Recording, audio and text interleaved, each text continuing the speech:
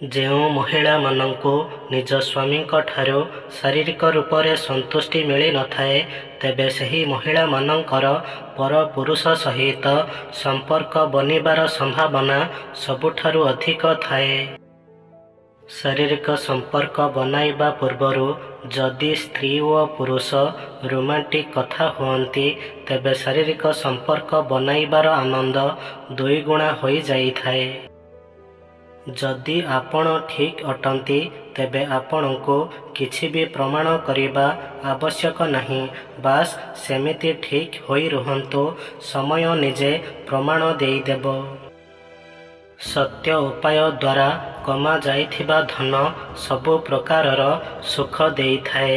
ଛଳ କପଟ ଦ୍ୱାରା କମାଯାଇଥିବା ଧନ ଦୁଃଖ ହିଁ ଦୁଃଖ ଦେଇଥାଏ। ଯେଉଁ ପୁରୁଷର ଗୁପ୍ତାଙ୍ଗ ସକାଳେ ଉଠିବା ପରେ ଅଧା ଠିଆ ହୋଇଥାଏ, ତେବେ ବୁଝିଯାଆନ୍ତୁ କି ସେହି ପୁରୁଷ ଶାରୀରିକ ରୂପରେ ପୂର୍ଣ୍ଣ ଭାବେ ସୁସ୍ଥ ନାହାନ୍ତି ବୋଲି। ଆପଣଙ୍କ ଜୀବନରେ ହେଉଥିବା ସବୁ ଜିନିଷର ଦାୟିତ୍ୱ ଆପଣ ନିଜେ ହିଁ ଅଟନ୍ତି।